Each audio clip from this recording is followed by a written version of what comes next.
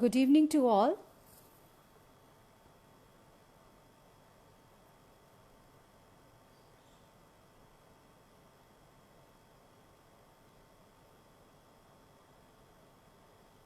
Jai Hind Mohit.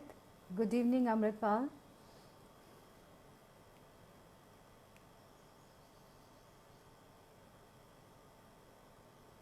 Hi Shubham.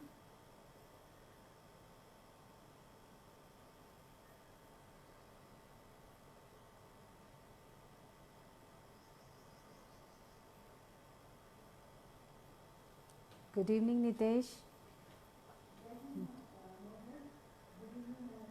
Good evening Sarvesh. Good evening Satinder ji. Good evening Avdesh.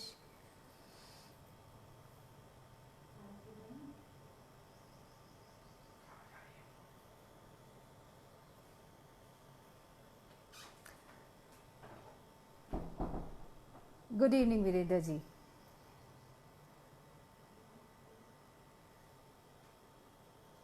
To start with this session, I would like to thank Physical Education Foundation of India, especially Dr. Piyush Jain, who is working so hard to excel physical education and sports sciences in India. I am Dr. Anjum Padhyal, Professor with Deshbandhu College, University of Delhi, and my specialization is sports psychology. So today we are going to discuss about the high performance, mental training, mental fitness for high performance.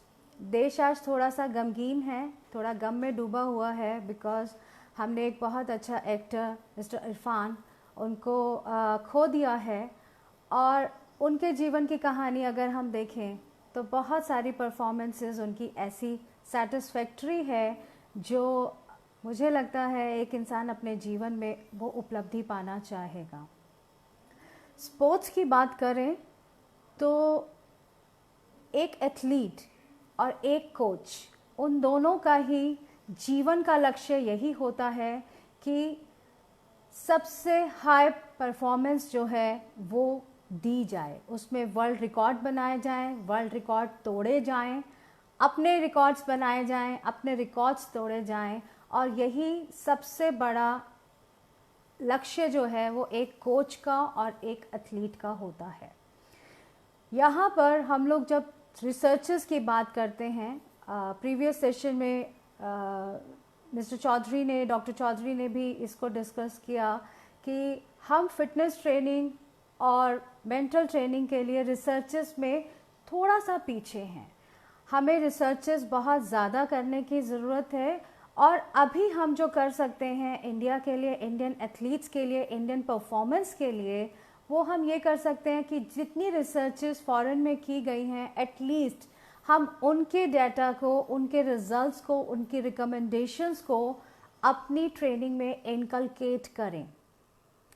Physical fitness, hypertrophy, muscle hypertrophy, periodisation, ये सब हम physical fitness के लिए बहुत intensely करते हैं. लेकिन जब मेंटल ट्रेनिंग की बात आती है तो मुझे लगता है अभी भी कोचेस और एथलीट्स और इवन उनके परिवार वाले, they are not ready to take sports mental training as a very essential tool for performance. एक ट्रेंड है इंडिया में, अगर परफॉर्मेंस कहीं पर भी कम रह जाता है तो हम लोग उसको और ज़्यादा ट्रेनिंग में डाल देते हैं. सो आज का टॉपिक है mental training for high peak performance. सबसे पहले हम इसको डिसाइड करते हैं कि what is the definition off peak performance. Peak performance exceptional functioning है. आपका वो दिन, आपका वो समय जिस समय आपका कंपटीशन है, हाईएस्ट कंपटीशन आपका जो है वो किस समय है, और अगर आपके एथलीट की परफॉर्मेंस उसी वक्त नहीं आई तो उसकी पूरी ट्रेनिंग, आपकी पूरी ट्रेनिंग कराने के जितने भी सेशन, मेहनत, इंजरीज, फिजियोथेरेपी, जितना भी हमने काम किया है, 4 साल ओलंपिक की प्रिपरेशन के लिए, 2 साल वर्ल्ड चैम्पियनशिप की तैयारी के लिए या 1 साल सीनियर नेशनल के लिए, वो सारी खराब हो जाती है. This is very disheartening. So like a periodisation in fitness training, mental training का भी पीरियडाइजेशन बहुत ज़रूरी है. So the peak performance, there are many definitions of peak performance, but the definition, most accepted definition जो है, that is peak performance is considered as an exceptional functioning of body and mind. जिस समय आप बिल्कुल exceptionally function करते हैं दिमाग से और शरीर से, उस समय आप अपने वर्ल्ड रिकॉर्ड्स को बना सकते हैं, आप अपना बेस्ट परफॉर्म कर सकते हैं. So the timing matters a lot. इस पीक परफॉर्मेंस के लिए जो कैरेक्टरिस्टिक्स हम लोगों ने रिसर्चेस में फाइंड आउट किए, हाई परफॉर्मेंस एथलीट और लो परफॉर्मेंस एथलीट को हमने कंपेयर किया. इंटरव्यू मेथड के थ्रू, क्वेश्चनर्स के थ्रू हम लोगों ने उसको जब एनालाइज किया, तो देयर आर फ्यू कैरेक्टरिस्टिक्स जो हाई परफॉर्मेंस एथलीट में असेंशियली मौजूद थे और वो अनडाउटली सभी के अंदर थे.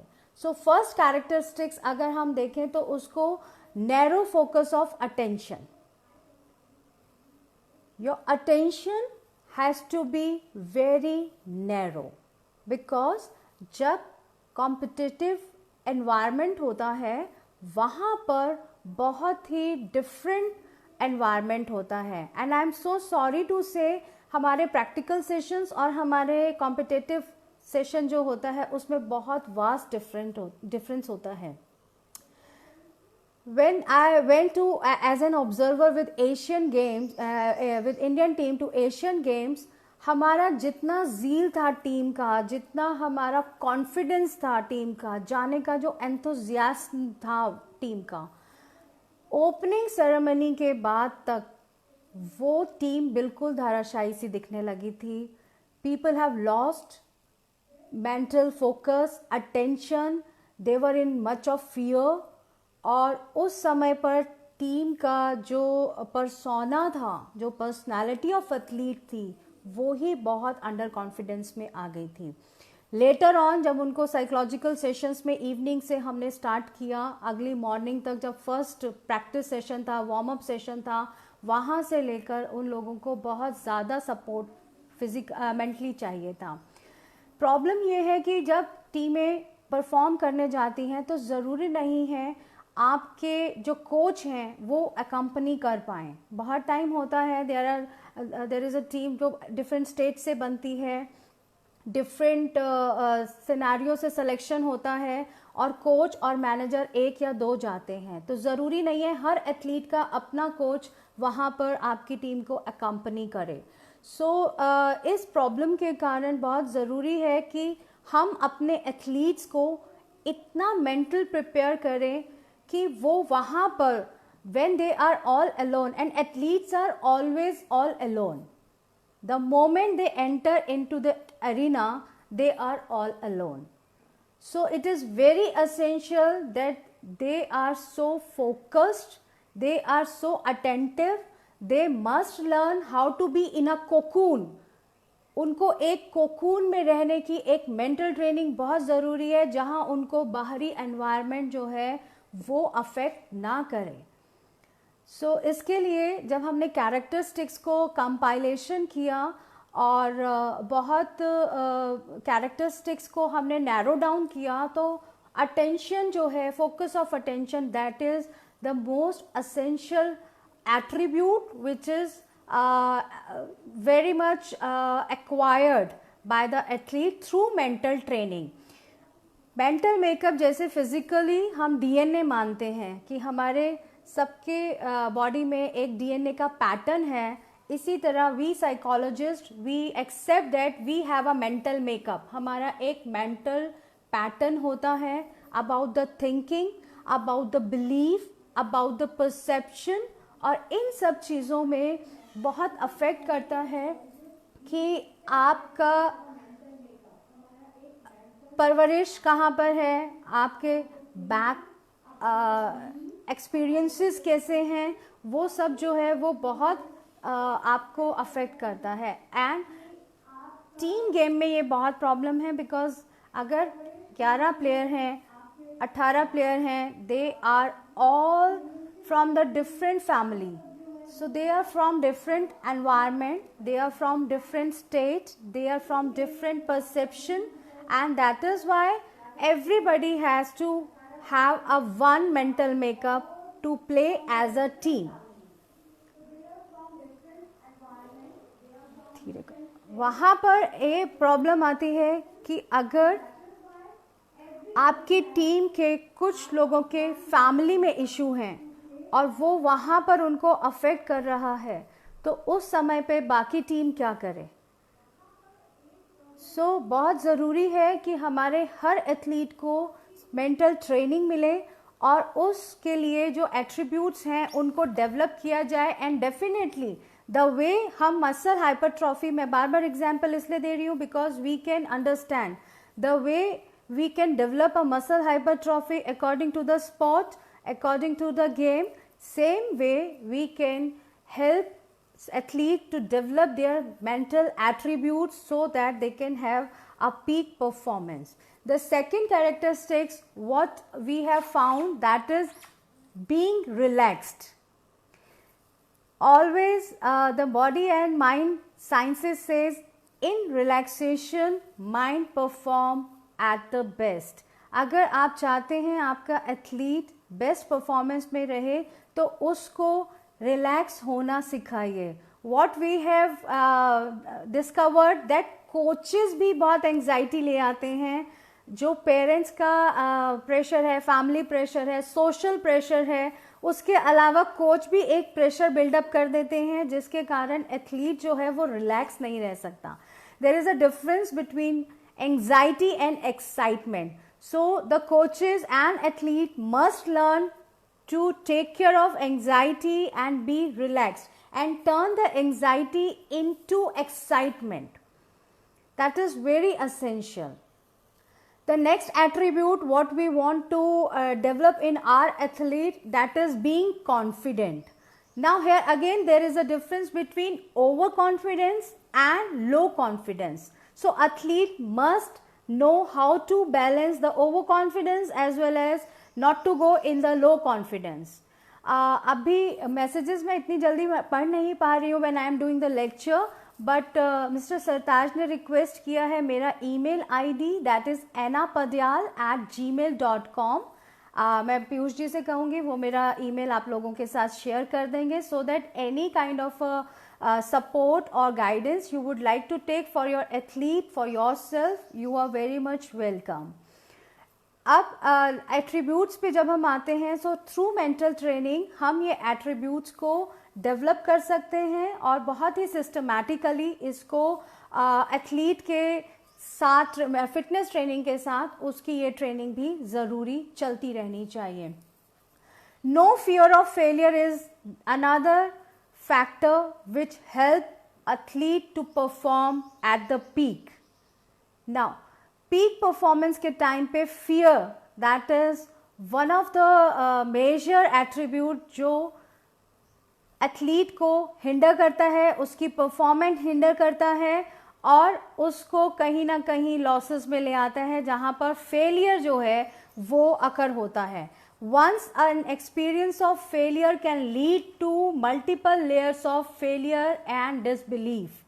एक बार अगर एथलीट फेल हो जाता है तो उसका जो एक्सपीरियंस है वो बैक ऑफ द माइंड, जिसे हम सबकॉन्शियस माइंड कहते हैं, वहाँ इतना डीपली बैठ जाता है, इतना डीपली फॉर्म हो जाता है कि उस फियर को तोड़ना बहुत ज़रूरी है. And that we can do through mental training.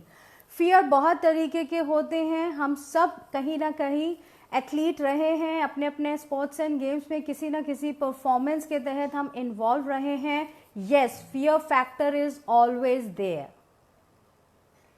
Anxiety and fear हमारा पीछा नहीं छोड़ते हैं और इनसे हमें पीछा छुड़ाने के लिए मेंटल ट्रेनिंग में अपने आप को स्ट्रॉन्ग करना बहुत असेंशियल है. Fear of not to perform, fear of failure, fear of लोग क्या कहेंगे, फियर ऑफ नेक्स्ट टाइम मेरा सिलेक्शन होगा या नहीं होगा, fear of this is the last chance for me, this is the first chance for मी.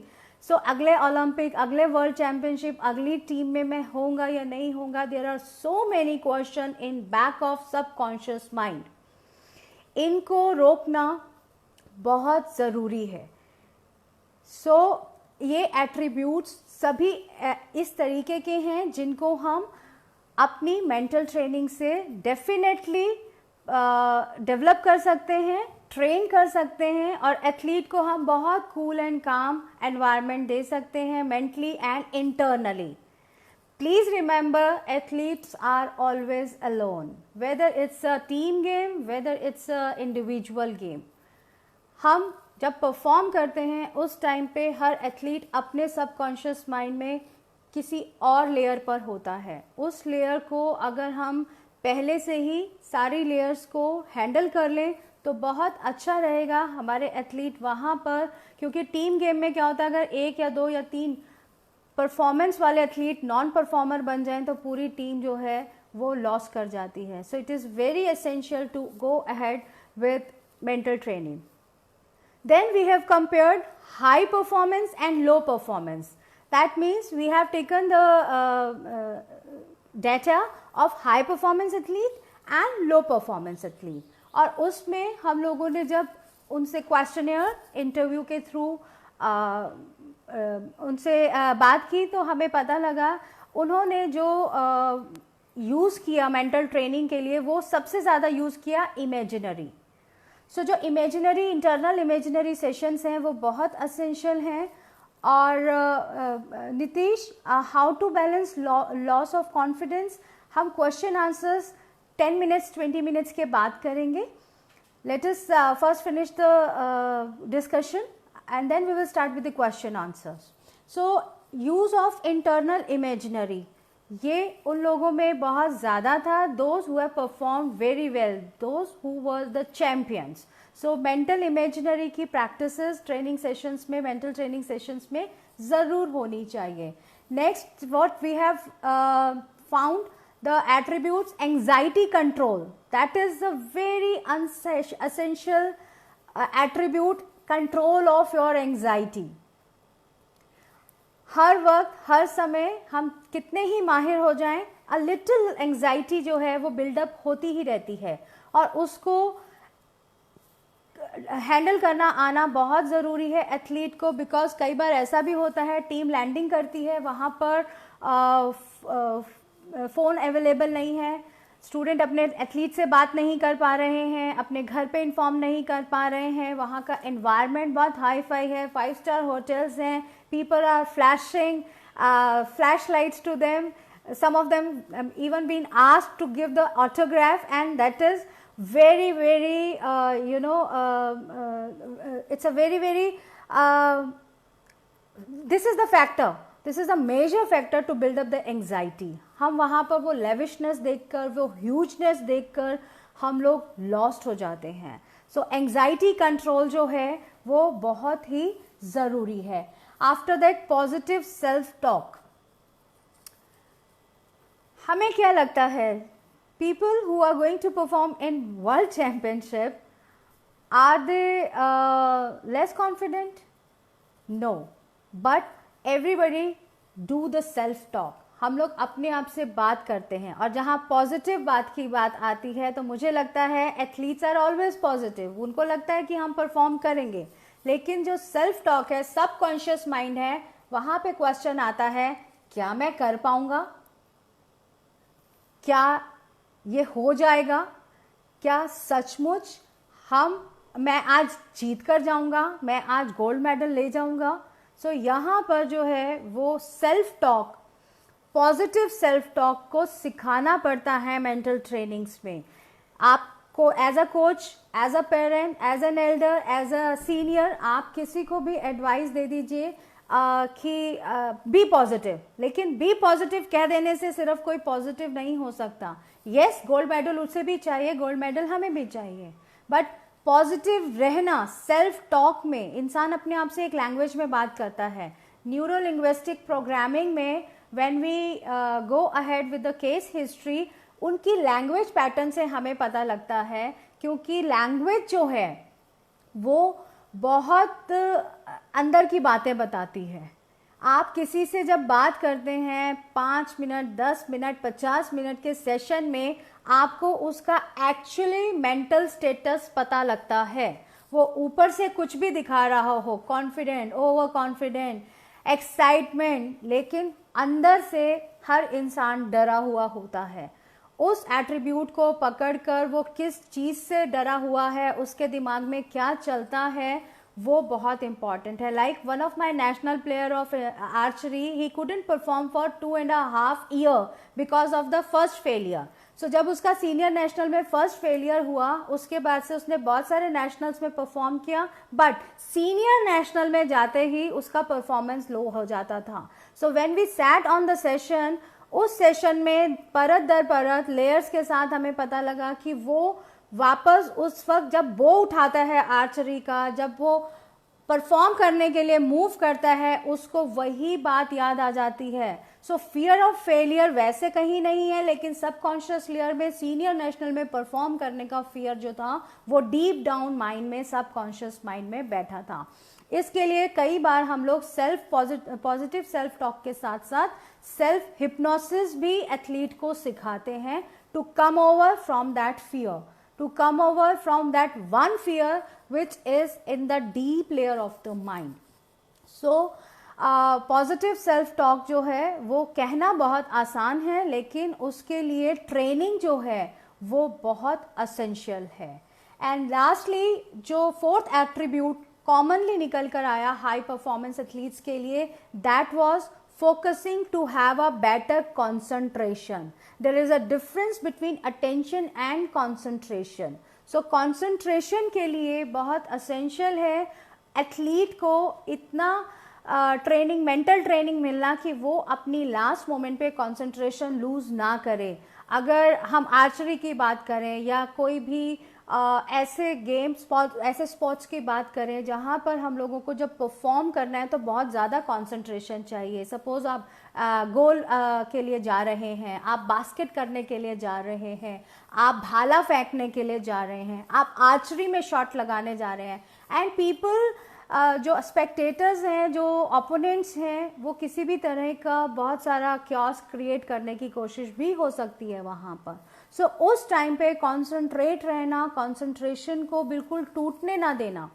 यहाँ कॉन्सेंट्रेशन की जब भी मैं बात करती हूँ तो बात आती है अर्जुन के कॉन्सेंट्रेशन की, कि उसे सिर्फ मछली की आंख दिखी। तो that is the perfect example of narrow focus attention as well as concentration, as well as confidence, and as well as a positive self talk when he has been asked कि अर्जुन तुम्हें क्या दिख रहा है, तो उसने बोला मुझे मछली की आंख दिख रही है। So that is the best example जो सदियों से अर्जुन का एक एग्जाम्पल है। हमें अपने एथलीट को उस एग्जाम्पल तक लाना पड़ेगा, तभी हम हाई पीक परफॉर्मेंस की बात कर सकते हैं। परफॉर्मेंस देना एक बात है, रिकॉर्ड्स बनाना दूसरी बात है, और हाई पीक परफॉर्मेंस पर आना उस एथलीट का बिल्कुल ही डिफरेंट बात है। सो अभी एक question mister, I think I am speaking it right, Hura Nisar ji ने पूछा है, tips for physical fitness during the lockdown. Nisar ji, physical fitness के लिए तो बहुत सारे वीडियोस आ गए, हीरो हीरोइन तक ने वीडियोस डाल दिए। There are so many things जो आप अपनी बॉडी वेट के साथ कर सकते हैं, योगा कर सकते हैं। लेकिन अगर मेंटल ट्रेनिंग की बात करें तो during the lockdown mental training athletes की बहुत ज़रूरी है। आप में से किसी के भी कोई भी एथलीट अगर मेंटल ट्रेनिंग चाहता हो, एंजाइटी में हो, फियर में हो, because people are now in so much of conflict, left and right brain तो हमेशा इन कॉन्फ्लिक्ट में रहता है, लेकिन अब सोशल सिनेरियो देखकर we are already in conflicts कि आगे क्या होगा, specially athletes who are preparing for 2020 Olympics or maybe the World Championships, maybe senior national, maybe they are about to give the trials. So they need mental training right now because physical fitness वो लोग बना रहे हैं, उनको पता है उनको skill acquisition के लिए स्पेसिफिक ट्रेनिंग क्या करनी है। कोई छत पर कर रहा है, कोई अपने रूम में कर रहा है, लेकिन जो मेंटल ट्रेनिंग है वो बहुत असेंशियल है कि दे should not lose their confidence. उनको बिल्कुल कॉन्फिडेंस नहीं होना लूज़ होना चाहिए कि हमारी फिज़िकल फिटनेस ख़राब हो जाएगी। फिज़िकल फिटनेस को हम फिर खींच लाएंगे, लेकिन अगर मेंटल मेकअप ख़राब हो गया तो बहुत मुश्किल है। सो आप में से ऐसे कोई भी एथलीट हो, प्लीज़ मेरा फ़ोन नंबर प्रोवाइड कर दिया जाएगा, मेरी मेल प्रोवाइड कर दी जाएगी। I am 24 hours available to talk to them, so that वो लोग अब अकेले हैं, कुछ लोग अपने हॉस्टल में हैं, कुछ लोग घर पहुंच गए हैं। सो उन लोगों को ये बहुत ज़रूरी है कि वो मेंटली स्ट्रांग रहें, and this is a very right time. इस वक्त बहुत असेंशियल है कि हम अगर फिजिकल फिटनेस में अपने आप को स्ट्रांग नहीं कर पा रहे तो बेटर है हम अपने आप को मेंटल ट्रेनिंग में फोकस करें। जैसे आर्चरी के हमारे जो नेशनल प्लेयर्स हैं, उन लोगों को हमने इमेजिनरी प्लेन में डाल रखा है, उस मोड में है, और उनको हमने इतनी एक्सरसाइजेज और ट्रेनिंग कराई हैं कि they can feel the muscle contraction of that kind that they are holding the bow and they are shooting. So इस तरीके के लिए बहुत ज़रूरी है। And then Nisar ji is want me to talk about the mental stress and anxiety. So ये मेरा आज का टॉपिक एंजाइटी और मेंटल स्ट्रेस नहीं था, लेकिन हाई परफॉर्मेंस के लिए when we have to deal the mental stress and anxiety we go for meditation. Meditation is very much recommended. Meditation से जो स्ट्रेस लेवल है, अगर हम फिजियोलॉजिकल उसकी बात करें, एक्सपेरिमेंट्स की बात करें, एक्सपेरिमेंटल स्टडीज़ की बात करें, तो इवन हमारे हार्मोन्स जो हैं, स्ट्रेस हार्मोन्स जो हैं, वो भी मेडिटेशन करने से बैलेंस होते हैं। So there are many type of meditation. जब हम मेंटल मेकअप की बात करते हैं, हम स्टडीज़ में भी ये बात करते हैं, हम करियर काउंसलिंग में भी ये बात करते हैं कि कुछ स्टूडेंट्स को विजुअल दिखाने से समझ में आता है, कुछ लोगों को सिर्फ बोलने से, कमांड से समझ में आ जाता है। So there are different pattern, hearing pattern are different, watching looking pattern is different, understanding level is different. So बहुत ही ज़रूरी है कि जो मेंटल ट्रेनिंग है उसमें हम मेडिटेशन को ज़रूर इनकलकेट करें। Being a gymnast I was so active always कि मुझे लगता था मेडिटेशन में 15 मिनट बैठना उससे बेटर है मुझसे समरसॉल्ट्स करवा लीजिए, मुझसे 50 बैकफ्लिप्स करवा लीजिए, बट मेडिटेशन के लिए बैठना बहुत मुश्किल है। लेकिन जब मैंने पढ़ा, being a trainer, Anjali Bhagwat Mount Abu में ब्रह्म कुमारीज आश्रम गई थी टू लर्न द मेडिटेशन, और उन्होंने अपने बहुत सारे वक्तव्यों में, बहुत सारे इंटरव्यूज़ में ये बोला कि मैम हम मेरा जो परफॉर्मेंस और कंसंट्रेशन, मेरा जो हाथ शिवर करने लग गया था, वो सब जो है मुझे मेडिटेशन से बहुत फ़र्क पड़ा। मेरा कंसंट्रेशन लेवल बहुत हाई हो गया और मेरा रिलैक्सेशन लेवल बहुत हाई हो गया। वहाँ से मुझे लगा कि I should also go and learn meditation specifically, and now I can bet कि मेडिटेशन के बहुत सारे टाइप हैं। I am going to write a book. वैसे मेरे पास 121 वेज ऑफ मेडिटेशन है, जिसमें से मैं 21 टाइप ऑफ मेडिटेशन पर एक बुक लिखना चाहूँगी और आप लोगों को प्रोवाइड कराना चाहूँगी, सो दैट उसमें से जिसको जैसा मेडिटेशन अच्छा लगे वो उस मेडिटेशन को अपनी एंजाइटी कंट्रोल और स्ट्रेस को डाउन करने के लिए लेकर आ सकता है। सो अब हाई और लो परफॉर्मेंस के बाद अगर हम ओलंपिक एक्सपीरियंस की बात करें, ओलंपिक एक्सपीरियंस मीन्स हमने 160 ओलंपिक एथलीट्स का इंटरव्यू लिया और क्वेश्चनर मेथड हमने यूज़ किया, और उससे जब हम लोगों ने उस रिसर्च को स्टडी किया और उसके बाद बहुत सारे रिसर्चेस हुए। सो इन रिसर्चेस में हमने पाया कि ओलंपिक एथलीट्स जो फेल हुए, ओलंपिक तक तो पहुंच गए बट पीक परफॉर्मेंस नहीं दे पाए, और जो फेल हुए वो उनका सबसे बड़ा जो फेलियर एट्रीब्यूशन था वो था the behaviour of a crowd. So बहुत सारे एथलीट्स ने बोला कि बिहेवियर ऑफ क्राउड ने इतना अफेक्ट किया, जो एनवायरनमेंट था वहाँ कॉम्पिटिटिव, उसने हमारी परफॉर्मेंस को बहुत अफेक्ट किया। सो इस तरीके के लिए मेरी हमेशा फेडरेशन से, मिनिस्ट्री से, कॉलेजेस से, प्रिंसिपल से, सब लोगों से ये गुजारिश रहती है कि इनको एथलीट्स को कॉम्पिटिटिव एनवायरनमेंट में जाने दीजिए। बहुत बार बात होती है कि अगर टीम ने हारना है तो इनको हम इस बारी नहीं भेजते फॉरेन।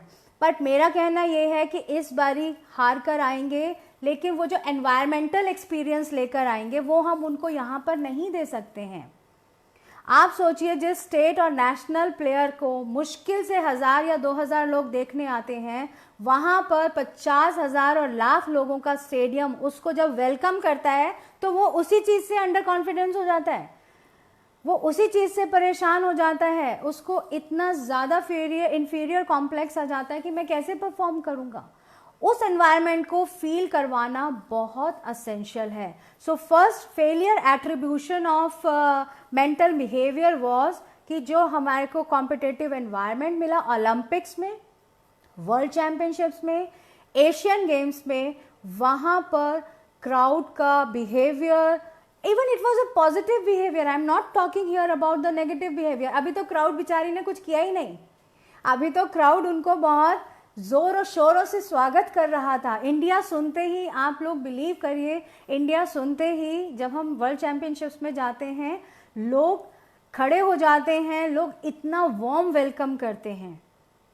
और हमारे एथलीट्स को, क्योंकि कहना नहीं चाहिए लेकिन यहाँ इतना एक्सपोजर मिलता नहीं है, यहाँ इतनी वाहवाही नहीं मिलती है, तो वहाँ जाकर उन बच्चों को कहीं ना कहीं फियर घेर लेता है, उनको जो फियर फैक्टर है वो ओवर पावर करने लग जाता है। वहाँ की शान और शौकत, वहाँ की चमक धमक इसलिए बहुत ज़रूरी है। Yes, I am agree with Sunita di कि एक्सपोजर बहुत ज़रूरी है। आप सोचें कि आप 3 साढ़े 3 साल किसी भी एथलीट को यहाँ पर बहुत अच्छा प्रैक्टिस करा के, best of best mental training करा के, फिजिकल ट्रेनिंग करा के, फिजियोथेरेपी अच्छी सी करा के उसको भेज दें, अच्छा सा न्यूट्रिशन खिला के, लेकिन वहाँ का वो जो एनवायरनमेंट है वो उसकी पर्सनालिटी और परफॉर्मेंस पे जो अफेक्ट करेगा वो हम लोग यहाँ पर एक्सपोजर नहीं करवा पाते हैं। So this is the major factor of Olympians who couldn't perform even after reaching in Olympics from different countries, from different states. The second important factor जो था वो था mental readiness. अब mental readiness जब आया हमारी रिसर्चेस में तो we became very alert, क्योंकि हमें लगता है जब एथलीट जा रहा है तो वो मेंटल रेडी है, मेंटली उसको पता है कि मैं वर्ल्ड चैंपियनशिप में जा रहा हूँ, मैं एशियन गेम्स में जा रहा हूँ, मेरे को परफॉर्म करना है। So we call it mental alertness, mental readiness. लेकिन वहाँ उसका सबकॉन्शियस माइंड इतना घबरा जाता है कि वो रेडी नहीं हो पाता, उसके अंदर इतने सारे क्वेश्चन मार्क्स हो जाते हैं, क्या अभी, क्या अब होगा, कैसे करूँगा, नेक्स्ट टाइम देख लूँगा। उनके अंदर बहुत सारे फियर फैक्टर्स अपीयर होने लग जाते हैं। सो वो मेंटल रेडीनेस जो है, जिसको हम एक सिनोनिमस के रूप में मेंटल टफनेस भी यूज़ कर सकते हैं, वो बहुत असेंशियल है। और ये सिर्फ कहने की बातें हैं, विदाउट मेंटल ट्रेनिंग जो है वो बिल्कुल भी नहीं हो सकता कि आप सिर्फ ये कहते रहिए बी पॉजिटिव, तुम्हें परफॉर्म करना है, जाओ खेलो और मेडल ले आओ। इन सब के कहने में और इन सब के करने में बहुत अंतर है। There is a vast difference, so we have to bring the bridge on. Coaches को भी समझना पड़ेगा, एथलीट्स को भी समझना पड़ेगा कि वो 15 मिनट का मेडिटेशन, वो जो डेली आपको 30-40 मिनट चुराने हैं, ऐड करने हैं अपने ट्रेनिंग में, वो उस दिन आपका काम में आएगा। Final day for high performance, ये सारी ट्रेनिंग आपकी उस समय काम आएगी जब आपका एथलीट हजारों और लाखों लोगों के बीच में अकेला होगा, with all expectations, carrying the load of the country. पूरी कंट्री का भार उठाकर जब वो बच्चा वहां पर खड़ा होता है, उस समय के लिए उसकी मेंटल प्रिपरेशन बहुत असेंशियल है। एंड द थर्ड एट्रीब्यूशन जो हमने मेंटल स्किल से लिया वो ये लिया कि consistence of performance. Yes, physical fitness बहुत असेंशियल है, स्पेसिफिक स्किल एक्विजिशन बहुत असेंशियल है, इन सब का एक क्वालिटी ट्रेनिंग, क्योंकि वो कॉन्फिडेंस बढ़ाता है। अभी किसी ने क्वेश्चन किया था कि लो कॉन्फिडेंस में कैसे एथलीट को ना आए, उसकी मेंटल ट्रेनिंग्स होती हैं। और सबसे अच्छी बात तो है कि उसको अपनी फिटनेस, अपनी स्किल एक्विजिशन पे बहुत कॉन्फिडेंस होना चाहिए, उसकी इतनी ट्रेनिंग और प्रैक्टिस होनी चाहिए और मेंटल मेकअप भी उसका रहना चाहिए कि यस, मैं उस समय परफॉर्म कर जाऊंगा। बहुत बार होता है जो हमारे फॉरवर्ड प्लेयर हैं वो बहुत अच्छे गोल करते हैं, हमारे बास्केटबॉल प्लेयर हैं बहुत अच्छी बास्केट करते हैं, but at that moment they miss. So ये जो मिसिंग है वो अगर हटाना चाहते हैं तो उसके लिए मेंटल टफनेस, मेंटल रेडीनेस बहुत असेंशियल है. Focus of the athlete, again focus, concentration, attention, ये सब मेंटल एट्रीब्यूट्स हैं जिनको ट्रेनिंग के थ्रू हम डेवलप कर सकते हैं. इनमें से कोई भी एट्रीब्यूट ऐसा नहीं है जिसका हमारे को एक डीएनए पैटर्न में बहुत असेंशियल है और वो होना चाहिए. नो, मेंटल ट्रेनिंग के थ्रू हम अपने मेंटल मेकअप को चेंज कर सकते हैं. न्यूरोप्लास्टिसिटी आप सब लोगों ने सुना होगा. जब हम डिफरेंट टास्क कराते हैं जो मेंटल ट्रेनिंग के टाइम पे मेंटल स्ट्रेस देता है, यहाँ मैं पॉजिटिव स्ट्रेस की बात कर रही हूँ. अगर आपको कोई काम डिफरेंटली करने को दिया जाए तो आपका न्यूरोप्लास्टिसिटी डेवलप होता है, आपका नए न्यूरोपाथ बनते हैं. उन नए न्यूरोपाथ से क्या होता है, अभी आपका एथलीट जो है सपोज उसके पास 40 न्यूरो ट्रैक हैं जिन पे वो काम कर रहा है, जिन पर डेली हम लोगों का same practice for years and years चले जा रहा है. लेकिन उन 40 न्यूरो ट्रैक के साथ अगर हम 20 न्यूरो ट्रैक डिफरेंट एक्टिविटीज़ के थ्रू और उसको दे दें तो उसके पास 60 एट्रीब्यूट्स हो जाएंगे. सो मेंटल ट्रेनिंग के थ्रू हम लोग इन न्यूरोपाथ्स को डेवलप कर सकते हैं, बढ़ा सकते हैं और इससे न्यूरोप्लास्टिसिटी से हम उसके स्किल एक्विजिशन में भी हेल्प करते हैं. So that is the thing what Olympians have shared with us, and several common जो फैक्टर्स थे वो क्वालिटी ट्रेनिंग था, डेली गोल था और क्वालिटी मेंटल प्रिपरेशन था, डेली प्रैक्टिस था. सो यहाँ पर मैं एक बारी मेंटल पीरियडाइजेशन की बात ज़रूर करना चाहूँगी. Mental periodization means that long term planning, जैसे हम करते हैं long term development plan, macro cycle, micro cycle, इसी तरीके से मेंटल स्पोर्ट्स साइकोलॉजी में मेंटल ट्रेनिंग के लिए we also go ahead with mental periodization. ये बहुत असेंशियल है. लेकिन होता क्या है, हमारे इंडियन सिनेरियो में जब लास्ट मोमेंट पर फाइनल कैंप्स शुरू होते हैं उस टाइम पे सडनली साइकोलॉजिस्ट को इंट्रोड्यूस कर दिया जाता है एथलीट्स के साथ. अब वहाँ से वो हिस्ट्री लेना शुरू करता है, केस हिस्ट्री को समझना शुरू करता है, मेंटल ट्रेनिंग शुरू करते हैं. एंड ओनियन की तरह इतनी लेयर्स होती हैं वहाँ तक जाने के लिए. पता लगता है हमारे पास उतना टाइम ही नहीं था हम उसको जो सिखा पा रहे हैं. इसीलिए बहुत बार मुझे लगता है एथलीट्स और कोचेस को टाइम वेस्ट लगता है मेंटल ट्रेनिंग, क्योंकि उनको वो टेस्ट नहीं मिल पाता, वो स्वाद नहीं मिल पाता उस एग्जैक्ट मेंटल ट्रेनिंग का जो आना चाहिए था. और स्पोर्ट्स साइकोलॉजिस्ट के साथ प्रॉब्लम क्या कि उनको टाइम कम मिला. अब आप ये सोचिए कि अगर किसी को सिर्फ एक नॉर्मल ट्रेनिंग के साथ फाइनल कैंप में ला दें और 3 महीने में कहें कि इसको वर्ल्ड चैंपियनशिप के लिए हम तैयार करें, तो आप बताइए क्या आप मसल हाइपरट्रॉफी ला पाएंगे, क्या आप एंड्योरेंस डेवलप कर पाएंगे, क्या आप फ्लेक्सिबिलिटी डेवलप कर पाएंगे? नहीं हो पाएगा. सो हम उस एथलीट को पार्टिसिपेशन के लिए तो ले जा सकते हैं लेकिन हाई परफॉर्मेंस के लिए नहीं ले जा सकते. अब उसके लिए मेंटल ट्रेनिंग जो है वो साथ के साथ शुरू होनी चाहिए. अगर हम 2024 का ओलंपिक प्लान आउट कर रहे हैं और उसके हिसाब से हम अपनी फिटनेस ट्रेनिंग, स्किल एक्विजिशन की पीरियडाइजेशन कर रहे हैं, सो बहुत ज़रूरी है कि हम साथ में ही अपने कोचेस के स्पोर्ट्स साइकोलॉजिस्ट को भी अपॉइंट करें ताकि वो भी अपना लॉन्ग टर्म प्लानिंग के साथ मैक्रो प्लानिंग के करें और फिर माइक्रो प्लानिंग तक आते आते हमारे एथलीट को भी समझ में आ जाए how to use the mind. Mind has abundant attributes, लेकिन हम क्या उसको पूरा यूज़ कर पा रहे हैं? और उधर हम पीक परफॉर्मेंस की डेफिनेशन में कहते हैं एक्सेप्शनली फंक्शन. तो जब आप एक्सेप्शनल को यूज़ नहीं कर पा रहे तो आप एक्सेप्शनली परफॉर्म कैसे कर पाएंगे? So that's my recommendation. और मेरी एक बुक अमेज़न पे बेस्ट सेलर है, marshal the mind. So I believe mind is a marshal, so marshal the mind. इंसान लास्ट में अपने माइंड से हारता है. मेंटल ट्रेनिंग इतनी होनी चाहिए कि वहाँ जाकर घबराहट, एंग्जाइटी ना हो, कॉन्फिडेंस बना रहे, एंग्जाइटी को कंट्रोल करना आना चाहिए. कोई कुछ भी कह रहा है, कैसा भी एनवायरनमेंट है, रिलैक्स फॉर्म करना आना चाहिए. अगर हम माइंड की बात करें, अब हम माइंड पर आते हैं, cognitive behaviour and non cognitive behaviour. There are two type of behaviour through mind.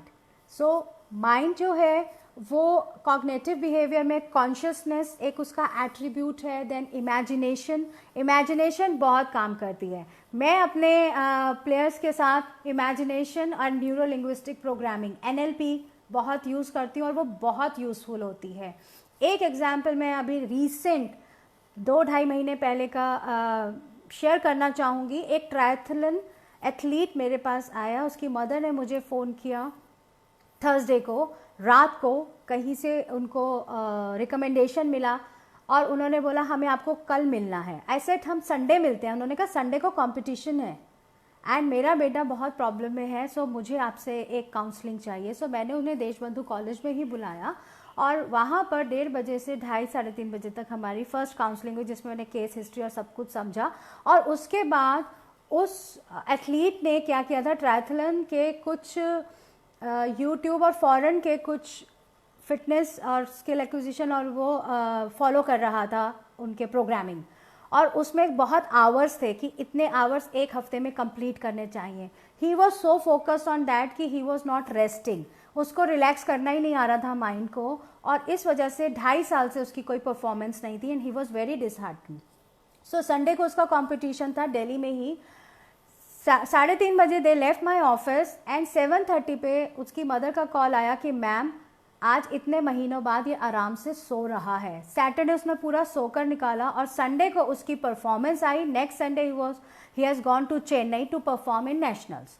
2.5 साल के बाद ये परफॉर्मेंस निकली, क्योंकि मेंटल फिजिकल ट्रेनिंग बहुत अच्छी चल रही थी, न्यूट्रिशन, उसने सब कुछ मुझे बताया, अपना प्लान फिटनेस का क्या चल रहा है, कैसे वो अपने बैलेंस कर रहा है, न्यूट्रिशन एब्सोल्यूट बैलेंस था, लेकिन मेंटली वो फोकस नहीं हो पा रहा था क्योंकि वो रिलैक्स नहीं कर पा रहा था। उसमें एंग्जाइटी इतनी ज़्यादा थी, एक फियर था, डिसबिलीफ था कि मैं परफॉर्म कर पाऊंगा। सेकेंडली उसको एंग्जाइटी हो रही थी कि मेरे इतने आवर्स पूरे होने चाहिए फिटनेस ट्रेनिंग के, तभी मैं एक नेशनल प्लेयर बन सकता हूँ, और वो रिलैक्सेशन एट्रीब्यूट को बिल्कुल भी फॉलो नहीं कर रहा था। So that was the result of one session. So mental training can do miracles. Mind is a marshal, so marshal the mind. That is my mantra to all the coaches, all the athlete, all the physical educationists, and start doing it with the school kids also. वहाँ पर भी आप सिखाना शुरू कर सकते हैं।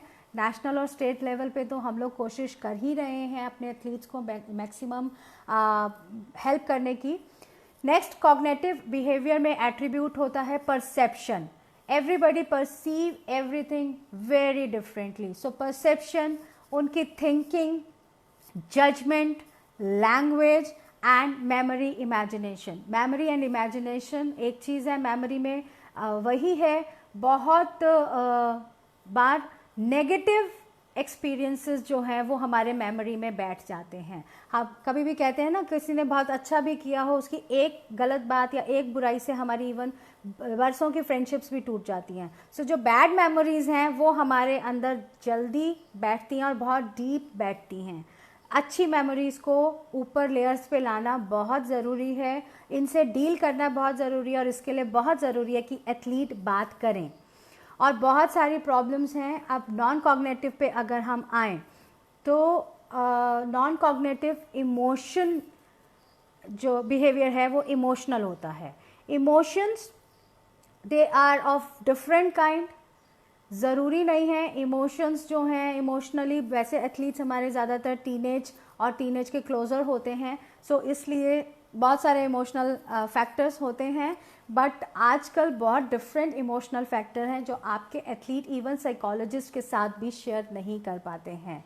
One of our national player, he's a very good, although I don't want to discuss it, but this is one of the example कि he is in homosexuality, और वो इस बात को किसी से भी नहीं कर सकता, सोसाइटी में, पेरेंट्स से, फ्रेंड्स से, किसी से भी नहीं कर सकता। Even being a sports psychologist, बहुत सारे सेशंस के बाद, मैंने अभी बताया लैंग्वेज, कॉग्निटिव बिहेवियर जो है वो लैंग्वेज है, लैंग्वेज के थ्रू कई सेशंस के बाद मुझे ये बात समझ में आ गई थी, लेकिन मैं ना उससे डायरेक्टली पूछना चाहती थी ताकि वो अपने कोकून में ना चला जाए, मेरे से भी डिस्कशन ना बंद कर दे, और ना हमने उस चीज़ को मेंशन किया।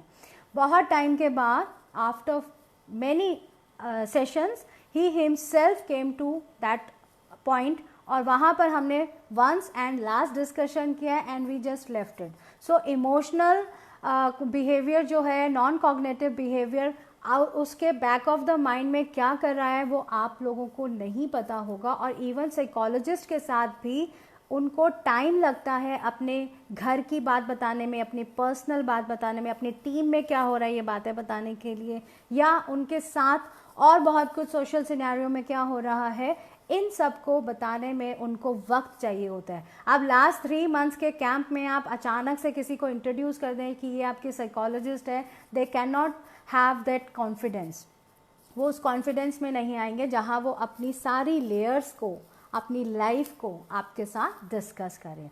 सो that is one of the thing I want. Sports psychology जो है और मेंटल ट्रेनिंग जो है, इसको बहुत असेंशियली हाई परफॉर्मेंस के लिए, पीक परफॉर्मेंस के लिए इनकलकेट किया जाए। Now my recommendation after this discussion and after so many researches and after analyzing the literature available, the experiences available, the interviews, what we have jotted down, recommendation is to enable our sports person to tune with the abilities of their mental and emotional behavior.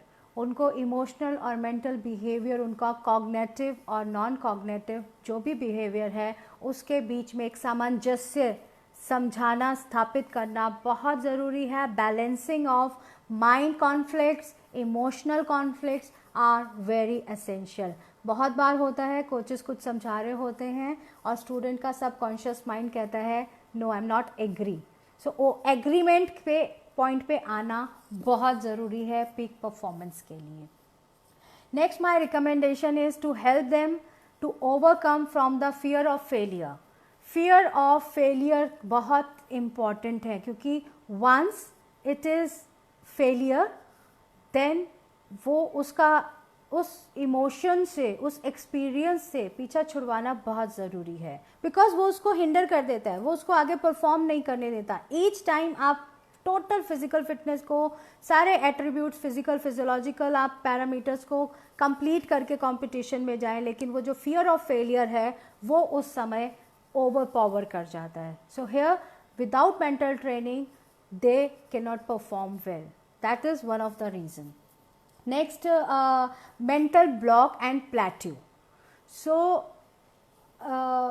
Plateau fitness training में या physical और physiological की बात करें तो trainings में plateau आता है, लेकिन अगर आपके एथलीट में फिजिकल एंड फिजियोलॉजिकल प्लेट्यू आ गया है तो उसको मेंटल ट्रेनिंग के थ्रू हम ज़्यादा कॉन्फिडेंस दे सकते हैं, ज़्यादा उसको फिजिकली स्ट्रॉन्ग फील करवा सकते हैं।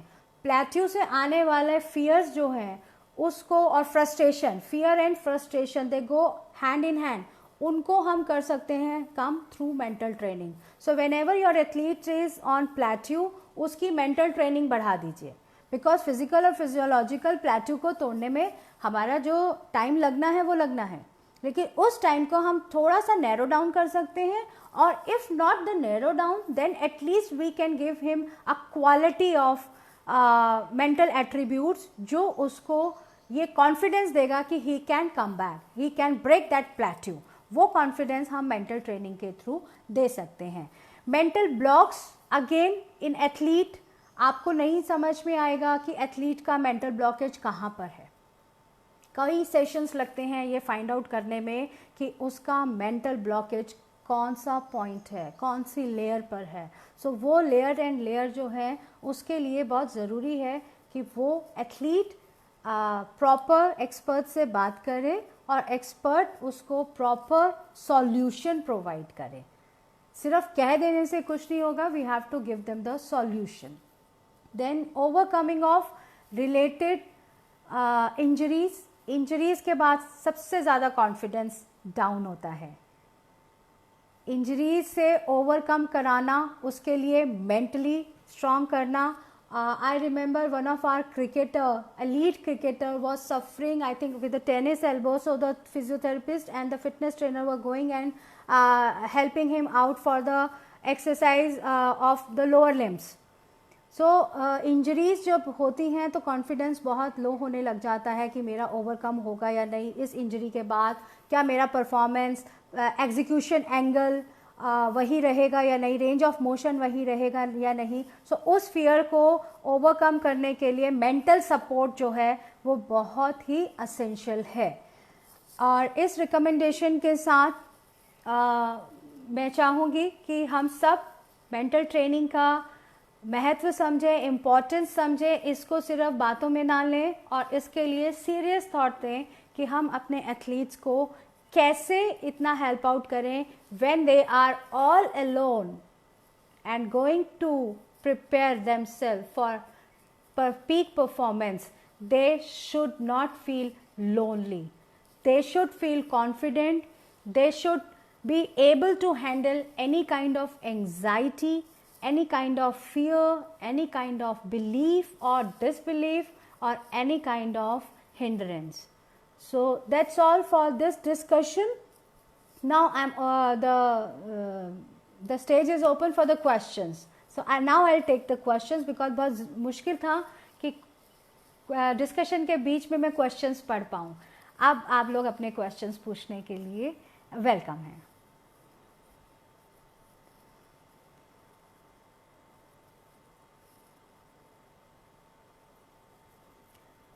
आई थिंक कुछ एक दो क्वेश्चंस थे जो मैंने मिस किए. So please can you write down the questions again.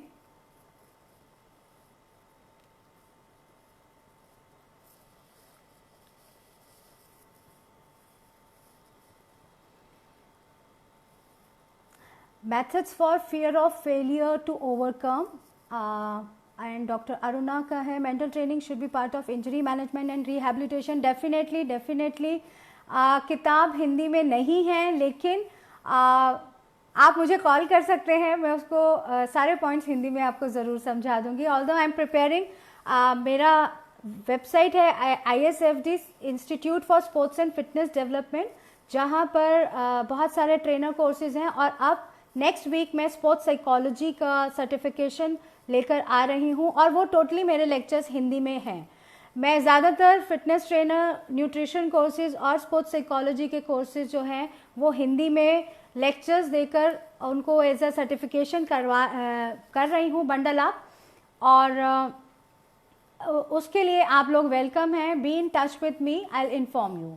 What is anxiety? Madam, I got confuse. Okay, anxiety means you are fully prepared to perform और उस समय आपको घबराहट सा महसूस होने लग जाता है. वहाँ पर क्वेश्चन मार्क शुरू हो जाने लगता है कि मैं कर पाऊँगा या नहीं. हम अपने आप को ही क्वेश्चन में डाल देते हैं. एक एंग्जाइटी ये होती है, एक क्राउड एंग्जाइटी होती है, एनवायरमेंटल एंग्जाइटी होती है. सो एंग्जाइटी के बहुत सारे टाइप होते हैं. किस टाइप की एंग्जाइटी बार बार एग्जिस्ट होती है वो भी डिपेंड करता है. आप लोग सुबह कॉलेज या स्कूल जाते हैं, लेट हो जाते हैं, तो आपको एंग्जाइटी आने लग जाती है. आपको पता है आपको इतने मिनट लगेंगे. नर्वसनेस कुछ और होती है. नर्वसनेस तो ये हो जाती है कि आपके हाथ पांव कांप रहे हैं, पसीने आ रहे हैं. Nervousness is not anxiety. Anxiety होता है आपको लगता है अगर आपका वार्म अप सेशन है, आपको परफॉर्म करने के में थोड़ा सा डिले हो रहा है, सो आप इतनी एंग्जाइटी में होते हैं मुझसे अभी करा लो वरना मैं आगे परफॉर्म नहीं कर पाऊंगा. You know, the mental readiness is at high. So anxiety जो है वो आपको एंशियस कर देती है, नर्वस नहीं करती है. उस एंशियसनेस में आप गलत परफॉर्म कर जाते हैं. So method to overcome fear of failure. Again, a mental training, the relaxed mind, the confidence, to build up, boost up the confidence through trainings, and जो भी performance हो.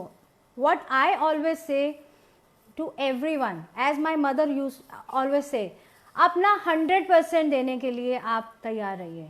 So आपने अपने एथलीट को कॉन्फिडेंस देना है और इसी को हम fear of failure, methods to overcome fear of failure. There are actually, Sachin ji, there are exercises हमारे सेशंस में एक्सरसाइजेस होती हैं जिनको हम ट्रेनिंग के दौरान उस एथलीट को सिखाते हैं how to overcome failure, fear of failure या एंग्जाइटी। ये कोई ऐसा एक्सरसाइज नहीं है जैसे मैं आपको बोल दूं जंपिंग जैक्स कर लीजिए। So there are different type of exercises जिसको हम लोगों को बताना होता है, उनको करवाना होता है practically. Difference between Kundan ji fear and anxiety. Fear तो एकदम ही डरना हो गया, उसमें तो आप अपना कॉन्फिडेंस लूज कर जाते हैं। एंग्जाइटी में आप कॉन्फिडेंस लूज नहीं करते हैं। एंग्जाइटी में आपके जितने भी मेंटल और फिजिकल एट्रीब्यूट्स हैं आप उनको उस परफॉर्मेंस पे नहीं ले जा पाते, बिकॉज आपकी जो एंग्जाइटी, जो एंशियसनेस है वो आपको मेंटल लेवल पे पीक पर जाने नहीं देती, एक्सेप्शनली फंक्शनल नहीं होने देती। सो एंग्जाइटी, अमोद जी कह रहे हैं, क्वेश्चन निकल गया है, ma'am level of performance, you are right, but school level what to do. School में तो बहुत सारा काम है मेंटल ट्रेनिंग के लिए। स्पोर्ट्स और नॉन स्पोर्ट्स और only with the physical education class. You just watch your class. Devendra ji कह रहे हैं मैडम एकेडमी चला रहा हूँ, बहुत परेशान रहता हूँ। प्लीज़ परेशान मत होइए, हर चीज़ का सॉल्यूशन है। फिजिकल, फिजियोलॉजिकल, सोशल, साइकोलॉजिकल, हर तरीके के सॉल्यूशन है। साइंस ने बहुत तरक्की कर ली है, आप परेशान बिल्कुल ना होए। आप मुझे कांटेक्ट कीजिएगा, आपकी जो जो परेशानियाँ हैं I will help you to solve them out, कि आपके एथलीट्स जो हैं वो आपके जो भी आपका स्पेशलाइजेशन गेम है उसमें एक्सेल करें। और एंशियस और एंग्जाइटी और फियर, इनमें सब लोग कंफ्यूज हो रहे हैं। फियर तो डर का मामला है, डरा हुआ इंसान जो है वो बहुत अच्छा परफॉर्म कर ही नहीं सकता, क्योंकि वो डर जो है, कहते हैं ना डर के आगे जीत है, तो उस डर को काबू में लाना बहुत ज़रूरी है। बिकॉज फियर से क्या होता है हमारा, अब हमें न्यूरॉन वगैरह पर आना पड़ेगा। I don't know whether I have time और नॉट, बट हमारे न्यूरॉन्स जो हैं, फियर फैक्टर अगर आ जाता है तो उस टाइम पे डर के मारे हमारे हाथ पांव, हमारी सभी जो एट्रीब्यूट्स हैं, जो फुली कॉन्फिडेंट हैं हम जिस चीज़ के लिए, फियर जो है उसको ओवर पावर कर लेती है। You can not perform then, आपकी परफॉर्मेंस एक स्टेट एथलीट तक आ जाती है। So that is a fear. Anxiety जो है, मैं कर पाऊँगा या नहीं कर पाऊँगा, डाउटिंग, या ऑफ कोर्स डाउटिंग जो है वो वहाँ से शुरू होती है। Overthinking is something else. Amit ji, overthinking is something else. Overthinking तो unnecessary leakage of your stamina, your time, your talent, that is a leakage. Overthinking is different. Overthinking बहुत ही different चीज़ है। Over thinking की तो हम आदत ही डाल लेते हैं। आजकल बहुत लोगों को जो ओवर थिंकिंग की आदत है वो थोड़ी कंट्रोल में आ रही है। निसार जी बोल रहे हैं stress, tension and anxiety. Okay, सबसे पहले हमें टेंशन होती है, फिर हम स्ट्रेस में आते हैं और फिर एंग्जाइटी होती है। इसका मैं एग्जांपल देना चाहूँगी आप लोगों की डेली लाइफ से। और जब हमें कहीं पर, हम अपने ऑफिस में पहुँचना होता है, कॉलेज में, आप एकेडमी में या आप स्कूल में हैं, तो जब हमें कहीं पहुंचना होता है तो हमें उसकी टेंशन होती है। सुबह हम टेंशन के कारण कई बार अलार्म से पहले उठ जाते हैं, दैट इज़ योर टेंशन। आप फटाफट अपना काम शुरू करते हैं और उसको कंप्लीट करने के लिए आप स्पीड, एक्सेसिव स्पीड से काम करना शुरू करते हैं, वो आपकी एंग्जाइटी है। तो आप पहले टेंशन में आते हैं, आपको फिर स्ट्रेस बिल्डअप होने लगता है कि ये काम इतने मिनट में पूरा होना चाहिए और उसके बाद ये काम खत्म नहीं होगा टाइम पे, आप लेट हो जाएंगे, वो एंग्जाइटी है। Anxiety is an excitement, no Avdhesh. Anxiety को एक्साइटमेंट में कन्वर्ट करना आना चाहिए।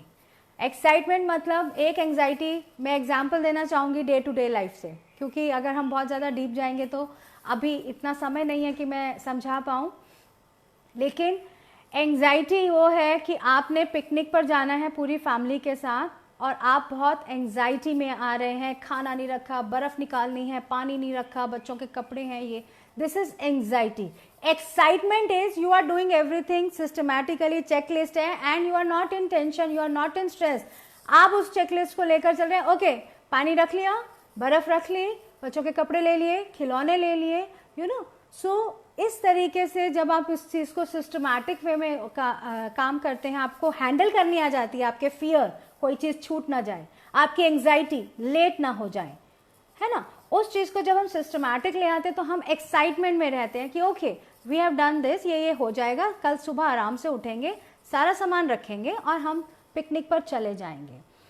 लो लेवल ऑफ एंजाइटी जो है वो इस तरीके की होती है कि जो एथलीट है वो कहीं ना कहीं विड्रॉल मोड में आ जाता है। लो लेवल ऑफ एंजाइटी और high level of anxiety aggression में बदल जाती है। जब हाई एंजाइटी हो जाती है हम एग्रेसिव हो जाते हैं, घर में चिल्ला चिल्ली होना वो एग्रेशन में आ जाना हाई एंजाइटी का वो है कि लेट हो रहा हूँ, कुछ भी चिल्लाना शुरू कर देते हैं, ये नहीं रखा, वो नहीं रखा, खाना छोड़ के चले गए। सो दिस इज एंजाइटी। और फिर जब हम चिल्लाने लगते हैं किसी अपने साथी पर तो वो एग्रेशन में आ जाता है। लो एंजाइटी में एथलीट जो है वो विड्रॉल मोड की तरफ चलना शुरू हो जाता है। उसको लगता है this is not my cup of T, मैं नहीं कर पाऊंगा। वो लो एंजाइटी होनी शुरू हो जाती है, उसमें अराउजल ही नहीं आता कि वो कुछ करने के लिए तत्पर हो। सो वो थोड़ा सा विड्रॉल मोड में आ जाता है। मैं कुछ क्वेश्चन पढ़ नहीं पा रही हूँ जल्दी जल्दी में। Anxiety is suppose to be deep rooted whereas fear mostly has a direct cause which one can be removed and fear will be gone. Am I right? Absolutely right. Absolutely right. Can we say anxiety is good or not? Excess of everything is bad. So low anxiety is bad, high anxiety is bad, control of anxiety is good. That is the thing. Anxiety आएगी ही। अभी परसों आलिया भट्ट का interview था रजत शर्मा जी के साथ, और आलिया भट्ट ने कहा अभी रजत जी को कि अभी आप मुझे पीछे कह रहे थे कि मैं हर इंटरव्यू से पहले मुझ में एंग्जाइटी होती है। तो रजत जी ने कहा ये मैंने सबको बताने के लिए नहीं कहा था। So anxiety is obvious, you cannot stop it but you can control it. It's good और bad you can't say. Anxiety को अगर आपने एक्साइटमेंट में बदल दिया तो it is good, but anxiety को अगर आप डर के मारे लो एंग्जाइटी में चले गए तो it is going to be very bad. फिर तो आप स्टेट लेवल पर परफॉर्मेंस पे आ जाएंगे। How to do life style coach for the athlete to improve their sports performance?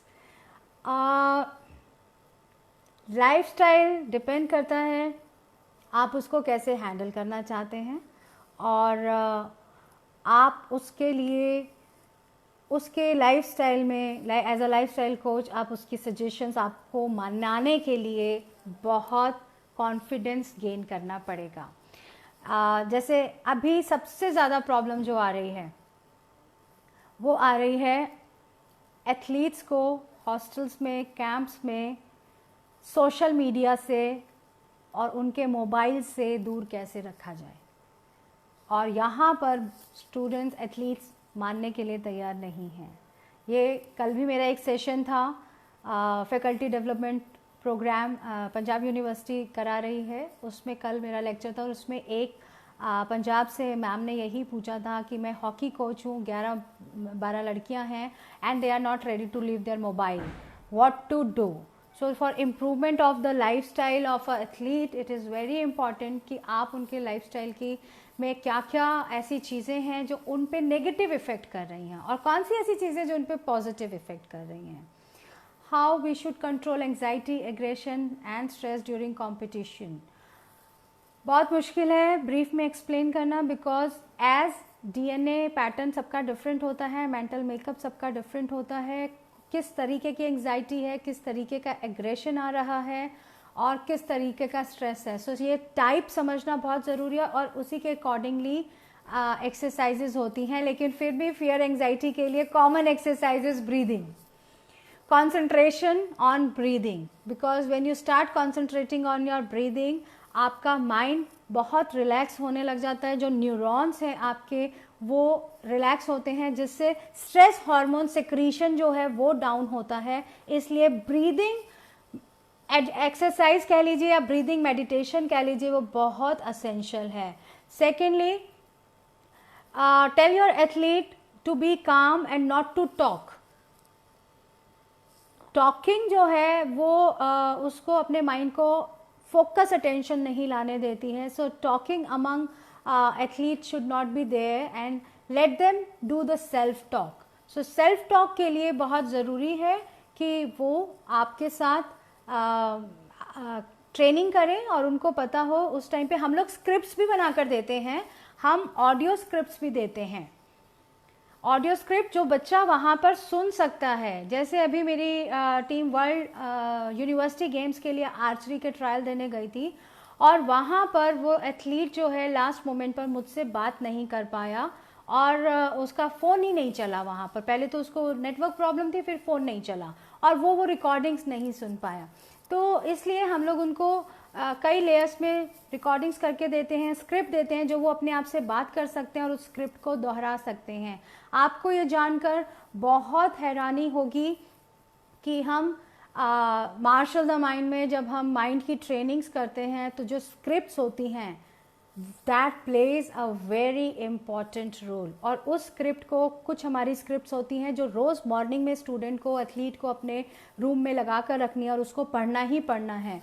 कुछ स्क्रिप्ट्स हमें लोग ऐसी देते हैं जो वो ट्रेनिंग टाइम पर अपने आप में रिपीट करते हैं और कुछ उनकी स्क्रिप्ट्स होती हैं when they are going to perform towards their podium, तो उस टाइम पे उनको क्या सेल्फ टॉक करनी होती है, वो स्क्रिप्ट्स होती हैं और वो सारी स्क्रिप्ट्स इंडिविजुअल बनती हैं। There is no common script, क्योंकि आपकी एंग्जाइटी लेवल, आपका स्ट्रेस, आपका फियर कुछ और होगा। मैं शायद दिल्ली से हूँ तो मेरा फियर फैक्टर कुछ और होगा, मेरे को स्ट्रेस हो सकता है कम आए, क्योंकि बहुत बार होता है जब हम एशियन गेम्स की टीम लेके गए, जो बच्चे हैदराबाद से थे, पुणे से थे, जो फर्स्ट टाइम फ्लाइट में बैठे थे, जो फर्स्ट टाइम अपनी स्टेट से बाहर आए थे, उनके लिए एशियन गेम्स में जाकर वहाँ पहुँचना जो है बहुत ज़्यादा उनको लो कॉन्फिडेंस आ गया था, लो एंग्जाइटी हो गई थी उनको। तो they have on withdrawal mode कि भाई हमसे तो बोलो ही मत कुछ करने के लिए, परफॉर्मेंस तो बहुत दूर की बात है। वो क्राउड को फेस करने के लिए तैयार नहीं थे। जो एथलीट हर वक्त एरिना की तरफ भागता है वो एरिना से मुंह मोड़ के खड़ा हुआ था कि मुझे परफॉर्म करने को मत बोलो। So that's you know there is a lot of difference.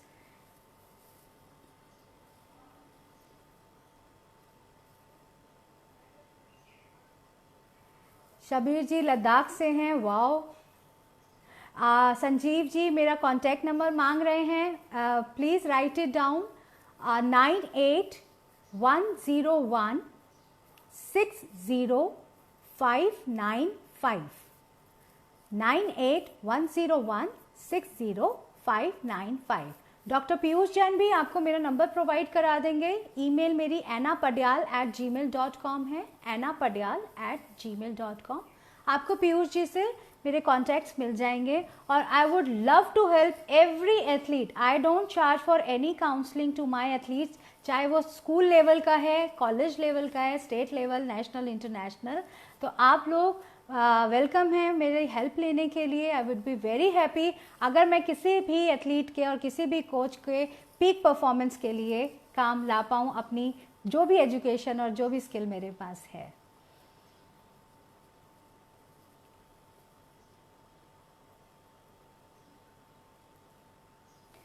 Thank you doctor Aruna, thank you Rajeev जी।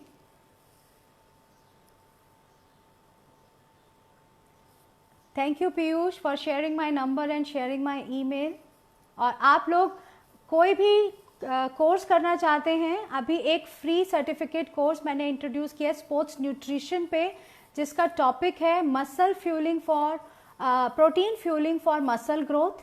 अभी मैं लेक्चर तैयार कर रही हूँ स्पोर्ट्स साइकोलॉजी पे, वो भी मेरा फ्री सर्टिफिकेट होगा। So I am introducing many free certificate so that we all can share our expertise, our skills with each other. क्योंकि बहुत मुश्किल होता है कि हमने लास्ट ईयर वर्कशॉप कराई थी psychology and sports psychology, applied psychology पे, काफ़ी लोगों ने अटेंड किया ऑल ओवर इंडिया से। आप लोग कुछ लोग नहीं आ पाए होंगे, तो मैं चाह रही हूँ कि मैं कुछ फ्री सर्टिफिकेट इंट्रोडक्शन के, जहाँ पर इंट्रोडक्शन हो जाए। जैसे अभी कुछ लोगों ने मुझसे प्रैक्टिकल एक्सरसाइजेज पूछी हैं, मैं ज़रूर उनको अपने स्पोर्ट्स साइकोलॉजी के सर्टिफिकेट में डालूंगी ताकि आप लोग इंस्टेंटली बिना मेरी हेल्प के भी कुछ अपनी ट्रेनिंग्स, मेंटल ट्रेनिंग शुरू करा सकें, जब तक आप हम लोगों की हेल्प नहीं ले पाएंगे। मुकेश श्रीवास्तव जी नंबर आपको दे दिया है पीयूष ने, डॉक्टर पीयूष जैन ने आपको नंबर प्रोवाइड करा दिया है रिटर्न में, आप उसको प्लीज़ चेक कर लीजिए।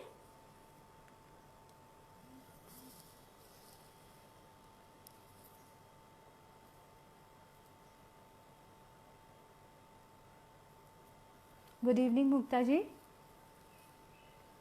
Any more question? मैं फ्री सर्टिफिकेट में ज़रूर प्रैक्टिकल ट्रेनिंग डालूंगी जो आप लोग इंस्टेंटली अपने किसी भी एथलीट के लिए, जो हमारा लॉन्ग टर्म प्लानिंग में बेसिक प्लान है, बेसिक एक्सरसाइजेज है मेंटल ट्रेनिंग के लिए, मैं उनको ज़रूर इनकलकेट करूंगी. एंग्जाइटी के लिए, फियर के लिए, स्ट्रेस के लिए, ओवर थिंकिंग के लिए, सो दैट आप लोग उसको इमीडिएटली अपने एथलीट्स के साथ अपने आप से भी उस चीज़ को आप यूज़ करना शुरू करें. और फिर स्टेप बाय स्टेप जैसे आपको मेरी हेल्प चाहिए होगी मैं आपको हेल्प आउट करूंगी. रूपा शाह जी मेरा नंबर मांग रही हैं. नंबर रूपा जी शेयर कर दिया है. देवेंद्र जी को कॉन्फिडेंस आ गया. आई एम वेरी हैप्पी. मेरा ये 50-60 मिनट बहुत सफल हो गए अगर आपको कॉन्फिडेंस आ गया है, अगर मैं आपको confidence they pi. Thank you very much for the appreciation and please do contact me, I will help you out. और आप और आपके एथलीट सब बहुत कॉन्फिडेंट होंगे. यहाँ मैं अपनी छोटी सी एक स्टोरी कॉन्फिडेंस के कोर्सेज के बारे में, रूपा जी मैं आप ईमेल करिएगा. पाकिस्तान से भी हमारे साथ कुछ लोग हैं. Cricket coach, sports authority of Karnataka, Nagaraj ji, आप मुझसे ज़रूर कांटेक्ट करिएगा. कोर्सेज मैं भी इंट्रोड्यूस कर रही हूँ. बेसिक कोर्सेज फ्री होंगे, एडवांस बाद में देखेंगे, जो आप लोग इमीडिएट स्टार्ट कर सकेंगे. कॉन्फिडेंस की बात मैं आप लोगों के साथ, मार्शल द माइंड मैंने क्यों लिखी, मैं 2 मिनट चाहूँगी इसको आप सभी लोगों से शेयर करने के लिए. मैं जिमनास्ट थी, LNIP ग्वालियर से मैं टॉपर हूँ, बैचलर्स मास्टर्स, और I was a national gymnast, all India inter university gold medalist thrice. और during my pregnancy I got paralytic attack, और मेरी throughout my pregnancy I was paralytic. So उस situation में ऐसा था कि साइंसेस मुझे हेल्प नहीं कर पा रही थी, डॉक्टर्स गारंटी नहीं ले रहे थे मेरे और मेरी बेबी का. और जब डिलीवरी हो गया, baby was all fine, now she is happily married, settled in USA. तो उस समय पर मेरी कोई हेल्प नहीं कर पा रहा था. I was in a same condition, same pathetic condition for 4.5 months. वहाँ तो मेरा नर्वस ब्रेकडाउन हुआ, और उसके बाद मुझे लगा कि मैं फिजिकली फिट थी, सब कुछ था व्हेन आई गॉट प्रेग्नेंट, लेकिन कुछ मेरी हेल्प नहीं हो पा रही थी. और मेंटली मैंने अपने आप को स्ट्रॉन्ग करना शुरू किया. I started with breathing exercise to focus, to calm down my stress level. I was just 22-23 year old, and at the age of 33 मैंने एरोबिक जिम्नास्टिक्स में world championship, Suzuki world championship Tokyo Japan में India को present किया, और world rank 8th मैंने India के लिए जीता. तो वो मेरी जो जर्नी थी उसी के अकॉर्डिंगली मार्शल द माइंड मैंने डेडिकेट किया अपनी डॉटर को. और उसमें बहुत सारी ऐसी चीज़ें हैं और बहुत सारे मेंटल ट्रेनिंग ऐसी हैं जहां एक एग्जाम्पल है लाइव आप लोगों के पास, जो पैरालिटिक कंडीशन से ठीक होकर ना केवल अपनी जॉब, अपना डॉटर, सारी कमिटमेंट करते हुए मैंने इंडिया को रिप्रेजेंट किया, जो मेरा लास्ट ड्रीम था, क्योंकि उसके बिना एक ज़िंदगी अधूरी होती है किसी भी एथलीट की. That's why I am very sensitive for high peak performance, कि मेंटल ट्रेनिंग जो है वो हमें वहाँ तक पहुँचा सकती है. सो आप लोग इस चीज़ को समझ सकते हैं. At the age of 33 world class gymnast बनने के लिए मैंने अपनी कितनी फिजिकल फिटनेस बढ़ाई होगी, कितना मेंटल अपने आप को प्रिपेयर किया होगा अपनी फैमिली कमिटमेंट्स के साथ. And everyone can do it with mental training. एक क्वेश्चन और आ रहा है, Pradeep, what are the effects of mental fatigue on an athlete and how to deal with it. Mental fatigue से डील करना बहुत एसेंशियल है, क्योंकि इसका अफेक्ट जो है, आप अगर देखिए, आप दिमागी तौर पे अगर टायर्ड हैं, हम जिस दिन दिमागी तौर पे बहुत टायर्ड होते हैं उस दिन हम क्या करते हैं, हम सिर्फ सोना चाहते हैं, हमारा शरीर हमसे नहीं उठता है. जो ट्रेनिंग हमारे को बहुत आसान लगती है उसके लिए पाँव उठाना मुश्किल लगता है. सो मेंटल फटीग जो है वो डेफिनेटली बहुत इफ़ेक्ट करता है आपका फिजिकल और फिजियोलॉजिकल एट्रीब्यूट्स पे. So to come up with that, relaxation is one of the technique. I will suggest again and again, learn to relax, teach to relax. सबसे ज़्यादा प्रॉब्लम ये है कि इंडियंस और इंडियन सोशल फैब्रिकेशन उसमें इतना aggression और एंजाइटी है, रेड लाइट पे हम खड़े नहीं होना चाहते, एक दूसरे को आगे निकलने नहीं देना चाहते, हमारे अंदर एंजाइटी जो है वो और जो स्ट्रेस लेवल है वो कूट कूट कर भर गया है. So learn to relax, take a breath, relax. Anybody who is competing with you while driving, let them go. हो सकता है they are in emergency. Try to relax yourself. जिसे कहते हैं प्यार बांटते चलो, मैं कहूँगी माफ़ करते चलो. सो आपको माफ़ी देना आना चाहिए. आप हर चीज़ के लिए लड़ाई नहीं कर सकते हैं. जितना आप रिलैक्स रहेंगे उतना आप ज़्यादा अच्छे से लड़ सकेंगे. अगर अर्जुन एंजाइटी में रहता कि पांचों भाइयों से ज़्यादा मेरे को अपनी स्किल दिखानी है, किसी फियर में रहता, तो वो परफॉर्म नहीं कर सकता. So relaxation is the first technique, and for that practically you can concentrate on your breathing. So breathe and relax. जितना आपके माइंड रिलैक्स होगा, आपके न्यूरॉन्स रिलैक्स होंगे, आपके न्यूरोपाथ उतना ही अच्छा काम करेंगे. हैमस्ट्रिंग इंजरी में क्या करना चाहिए मैम? हैमस्ट्रिंग इंजरी में फ़िलहाल तो रेस्ट करना चाहिए, बट मेंटली जो हैमस्ट्रिंग के अलावा आपके बॉडी पार्ट्स हैं आप उनकी एक्सरसाइजेस कर सकते हैं, बिकॉज कुछ भी मूवमेंट जो है वो आपको कॉन्फिडेंस देता है कि okay I can do this.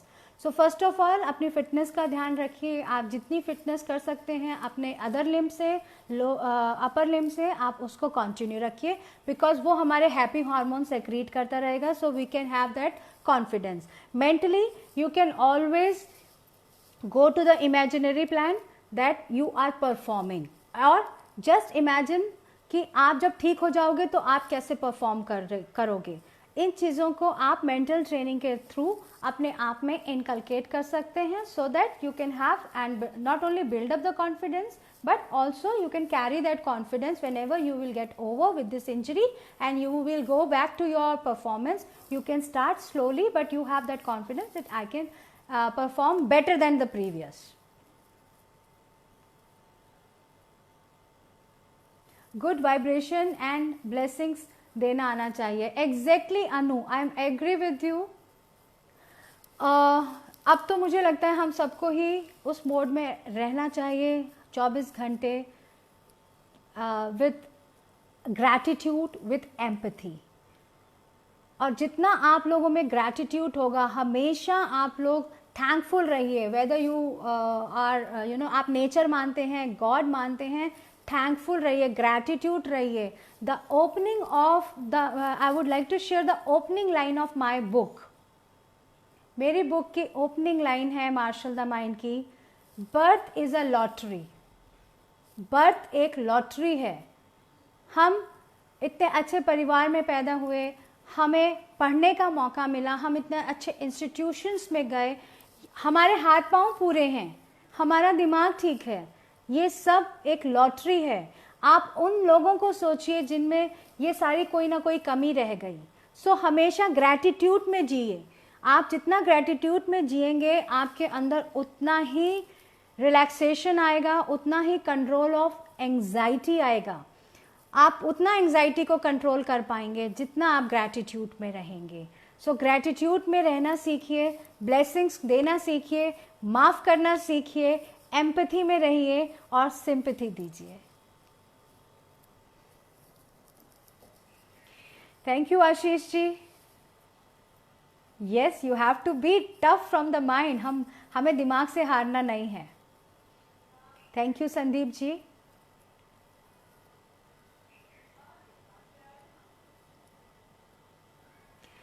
Okay, I think the questions are over.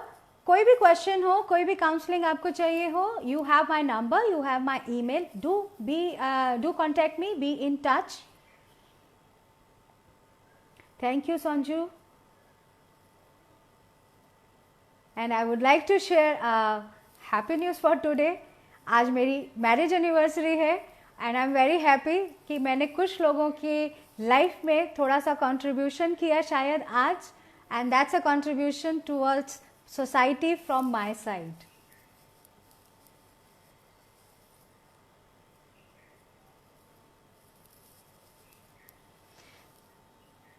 Thank you. Nagraj ji, thank you Meena, thank you Hussain ji.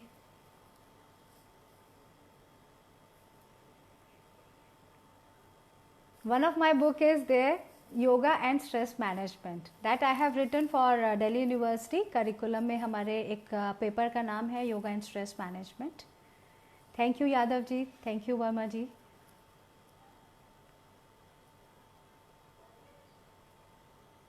Thank you.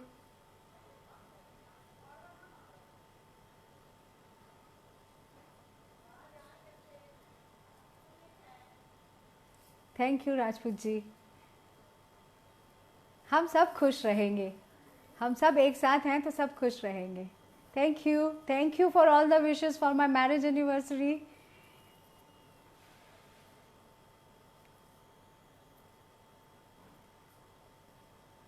Thank you all.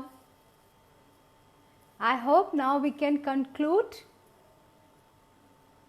Yeah, thank you.